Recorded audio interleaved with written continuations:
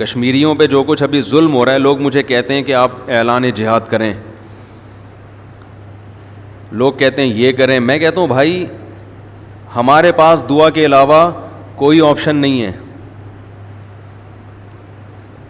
دعا اور بد دعا، ان دو چیزوں پہ ہم چلیں گے. مودھی کے لیے بد دعا کریں گے، کشمیریوں کے لیے دعا کریں گے. جہاں تک مسئلہ ہے لڑائی کا، جہاد کا، فائٹ کا، تو وہ ریاست فیصلہ کرے گی. وہ کام آرمی کا ہے، وہ حکمرانوں کا ہے. کیونکہ اپنے طور پر جس کو پشتو میں کہتے ہیں اخپل طریقے سے اگر کوئی لڑنا شروع کر دے تو اس میں فائدہ کم نقصان زیادہ ہے.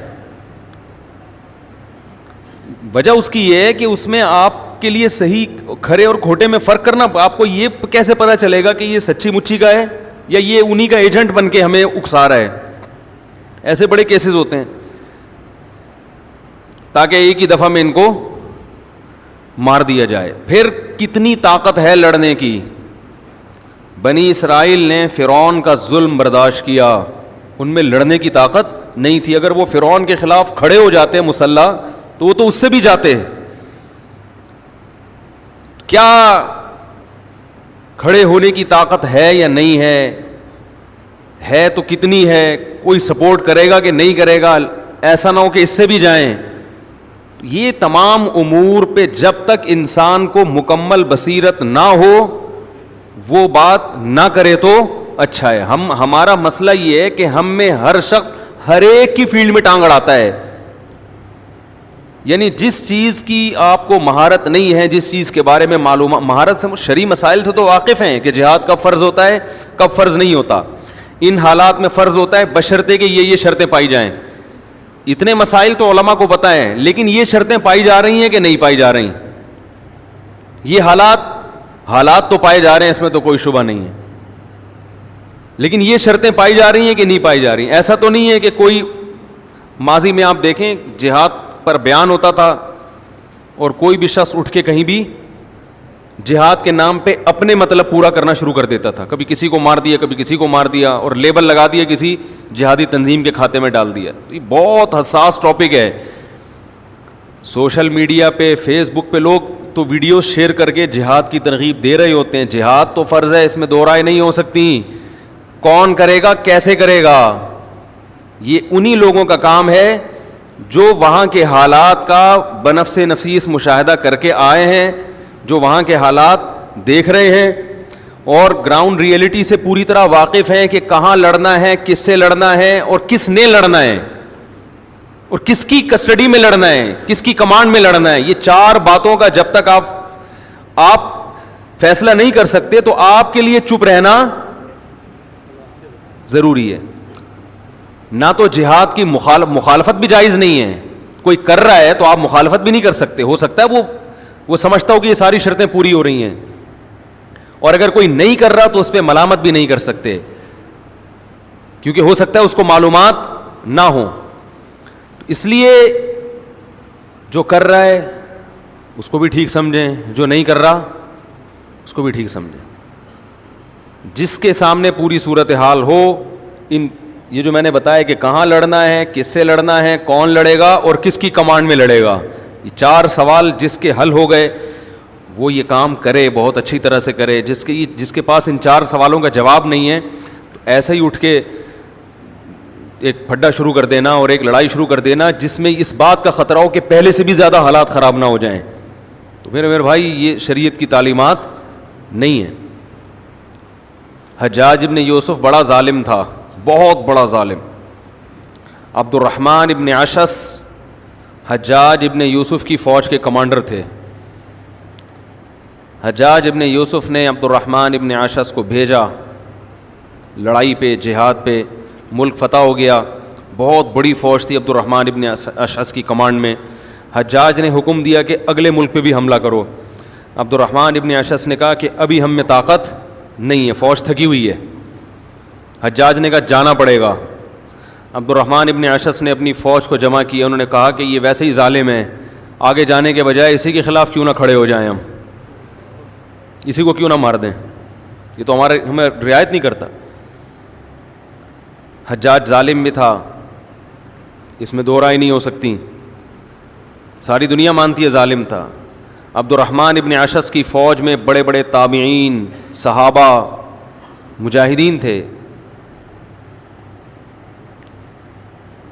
عبد الرحمن ابن اشعث نے یو ٹرن لیا اور حجاج ابن یوسف پر حملہ کر دیا, لیکن حکومت تھی حجاج بن یوسف کی. حجاج ابن یوسف غالب آ گیا اور 1,00,000 سے زیادہ علماء, صلحاء اور مجاہدین کو حجاج نے قتل کیا ہے. یہ تو وہ تھے جو بغاوت میں شریک ہوئے تھے اور جن کے بارے میں شبہ بھی تھا نا کہ یہ مستقبل میں میرے لیے خطرہ بن سکتے ہیں, ان کو بھی مار دیا. عالم اسلام میں اتنے بڑے بڑے صحابہ, تابعین اور بڑے بڑے قراء اور علماء کا قتل اتنی بڑی تعداد میں اس وقت کی آبادی کے لحاظ سے آج تک نہیں ہوا ہے, کہا جاتا ہے. آج تک نہیں, کسی کو معاف نہیں کیا اس نے. تو اس سے عالم اسلام کو طاقت ملی اور کمزور ہو گیا, کمزور ہو گیا. تو جو جہاد کا منکر ہے وہ کافر ہے, اور ان حالات کا اصل علاج بھی جہاد ہی ہے. یہ جو ظالم ہے نا, یہ کشکول سے آپ امن کی بھیک مانگیں تو دنیا میں کبھی بھی بھیک سے آپ کو کچھ نہیں ملتا. دیکھو بھیکاری جب کچھ مانگتے ہیں تو بھیک سے ان کو اگر کچھ مل بھی جاتا ہے تو 54-58 سے زیادہ نہیں ملتا, وہ بھی آپ نے کسی کا صدقہ وت کا نکالا ہوتا ہے. ایسا نہیں ہوتا کہ وہ اپنے پاؤں پہ کھڑا ہو جائے اور کل آپ کو چندہ دینا شروع کر دے. تو ہم جو کشکول لے کے بھیک مانگ رہے ہیں پوری دنیا سے کہ یہ کشمیریوں پہ ظلم کو بند کیا جائے, اس سے ہوتا کچھ نہیں ہے. تھوڑی بہت کچھ تھوڑا سا ہمدردیاں لوگوں کی ہمارے ساتھ ہو جائیں گی. اصل تو ہر چیز کا علاج جہاد ہی ہے, اس قسم کے مظالم کا. لیکن یہ میں نے بتایا کہ 4 چیزوں کا اس میں ہونا ضروری ہے. کہ کون کرے گا, کس سے لڑنا ہے, کہاں لڑنا ہے, کس کی کمانڈ میں لڑنا ہے. تو یہ حکومت زیادہ اچھا فیصلہ کر سکتی ہے. آپ کہہ سکتے ہیں کہ حکومت تو نہیں کر رہی. جو جس چیز کا اہل ہو اگر وہ نہیں کر رہا تو اس کا مطلب یہ نہیں ہے کہ جو نااہل ہو وہ کرنا شروع کر دے. محلے میں ایک ڈاکٹر اپنی ذمہ داری پوری نہیں کر رہا, 8 بجے کلینک کا ٹائم ہے, وہ 10 بجے پہنچتا ہے, دوائیں بھی جلدی لکھ کے دے دیتا ہے, وہ علاج نہیں کر رہا لوگوں کا. جتنے مریض روز دیکھنے چاہیے ان میں سے صرف 5 دیکھتا ہے, باقی کو گھر بھیج دیتا ہے. تو آپ نے کہا چونکہ ڈاکٹر ذمہ داری پوری نہیں کر رہا تو انجینئر کو بٹھا دو وہاں کے علاج کرانے کے لیے,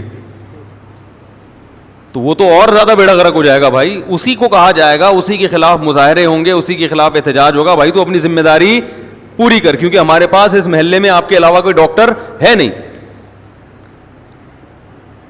تو آواز اٹھانی چاہیے سوشل میڈیا پہ, اس میں 2 رائے نہیں ہو سکتی. کشمیریوں کے حق میں آواز اٹھانی چاہیے, فوج کو موٹیویٹ کرنا چاہیے کہ بھئی آپ دکھائیں بہادری کے جوہر. اور الحمدللہ فوج دکھا رہی ہے بہت کچھ. سوشل میڈیا پہ نہیں دکھایا جاتا, ہر چیز آپ کو بتا کے نہیں کی جاتی, لیکن پھر بھی اپنی ذمہ داری پوری کرنی چاہیے.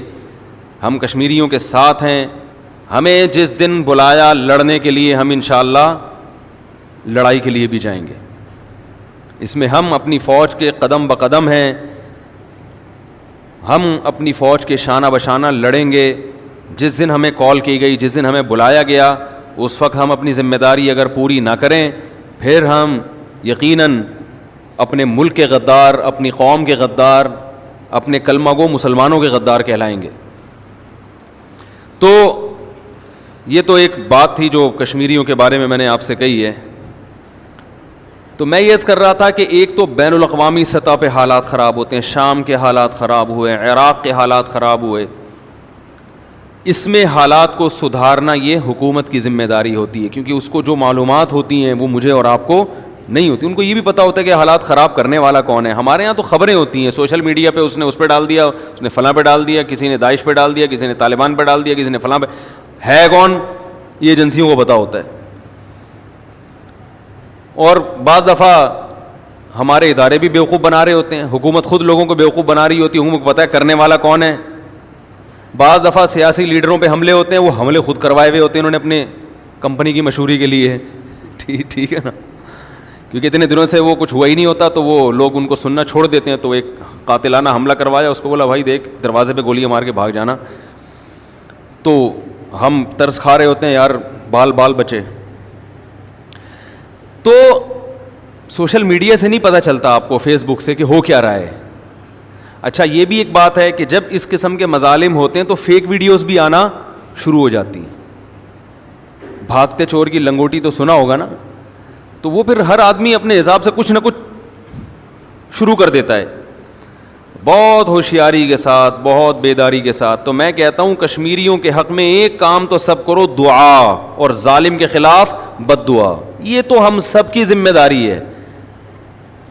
اور آگے کیا کرنا ہے, کم از کم کسی کو برا بھلا مت کہو, وہ غلط, فلانا غلط, یہ غلط, وہ غلط, وہ اپنی ذمہ داری پوری نہیں کر رہا, وہ اپنی ذمہ داری پوری نہیں کر رہا. بھائی جو بھی اپنی ذمہ داری کرے گا وہ آپ کو بتا کے نہیں کرے گا. بدگمانیاں چھوڑ دینی چاہیے. ایسے موقع پر ہمیں اتحاد کا ثبوت دینا چاہیے کہ ہم سب ایک ہیں, چاہے ہماری فوج ہو, چاہے ہماری حکومت ہو, چاہے ہماری عدلیہ ہو, چاہے ہماری عوام ہو. اس ٹاسک پہ ہم سب کیا ہیں؟ ویسے 10 اختلافات ہوں گے آپس میں, اس مسئلے پر ہم سب کیا ہیں؟ متحد ہیں. Thanks for watching. Don't forget to like, comment, share and subscribe to Mufti Tariq Masood, famous scholar.